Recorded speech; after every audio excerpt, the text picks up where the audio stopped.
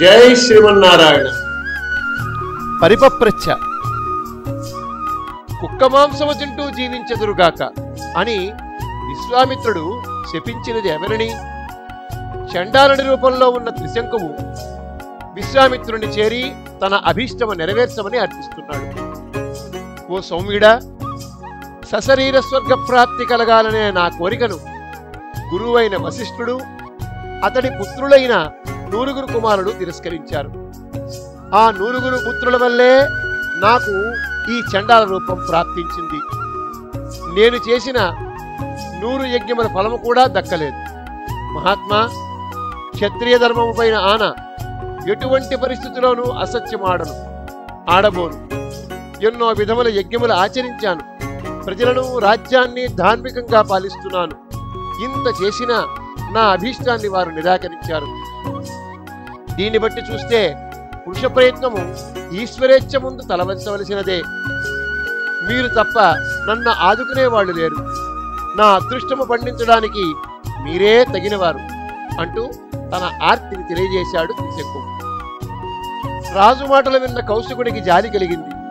నాయనా, ఇక్ష్వాకు వంశ నరేంద్ర, భయపడకు, నీకు నేను అండగా ఉంటాను. యజ్ఞ నిర్వహణకు సహాయపడే పుణ్యాత్ములైన బ్రాహ్మణులని, మహర్షులని ఆహ్వానిస్తాను. శాపము వల్ల కలిగిన ఈ చండాల రూపంతోనే నిన్ను స్వర్గానికి చేరుస్తాను. రాజా త్రిశంకు, నా దగ్గరకు వచ్చి శరణొచ్చావు, ఇక నీకు స్వర్గము చేజిక్కినట్లే అని అనుకుంటున్నాను అని అన్నాడు. వెంటనే విశ్వామిత్రుడు ధార్మికులైన తన కుమారులందరినీ పిలిచి యజ్ఞమునకు కావలసిన సామగ్రిని సమకూర్చమని ఆదేశించాడు. తన శిష్యుల్ని పిలిచి, నాయనలారా, సకల ఋషిగణము, వారి శిష్యులని, పండితులని మొదలగు వారందరినీ నా ఆజ్ఞగా తీసుకురండి అని పంపించాడు. విశ్వామిత్రుడి ఆజ్ఞని అందరికీ తెలియజేయడానికి ఆయన శిష్యులు అన్ని దిక్కులకు వెళ్ళి అందరికీ చెప్పి ఆహ్వానించారు. మహోదయముని, వశిష్ఠుని 9 కుమారులు తప్ప మిగిలిన బ్రాహ్మణులందరూ తేజస్వి అయిన విశ్వామిత్రుని దగ్గరకు వస్తున్నారు.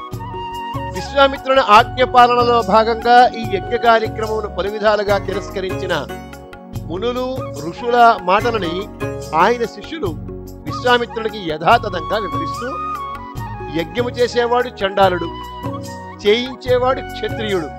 అలాంటి యజ్ఞానికి దేవతలు, మునులు, ఋషులు ఎలా వస్తారు?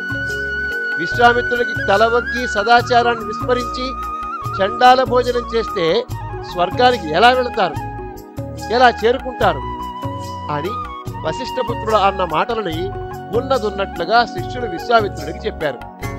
దాంతో విశ్వామిత్రుడు క్రోధంతో తీవ్రమైన తపమాచరిస్తూ, పవిత్రంగా ఉన్న నన్ను దూషించిన ఆ దురాత్ములంతా పసైపోదురుగాక, ఇది తథ్యము. వశిష్ఠుని 9 కుమారులు 700 జన్మలు ముష్టికులు అని హీన జాతిలో పుట్టి శవాలను నిక్కు తింటూ, హీనులై కుక్క మాంసము తింటూ జీవించెదురుగాక.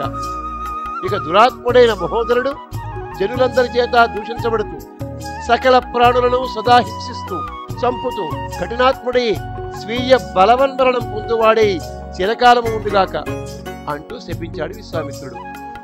ఇక ఆ తర్వాత తన ఆహ్వానాన్ని అందుకుని తన దగ్గరికి వచ్చిన బ్రాహ్మణులకు, ఋషులకు త్రిశంకు అభీష్టాన్ని గురించి వివరించడం మొదలుపెట్టాడు. జై శ్రీమన్నారాయణ.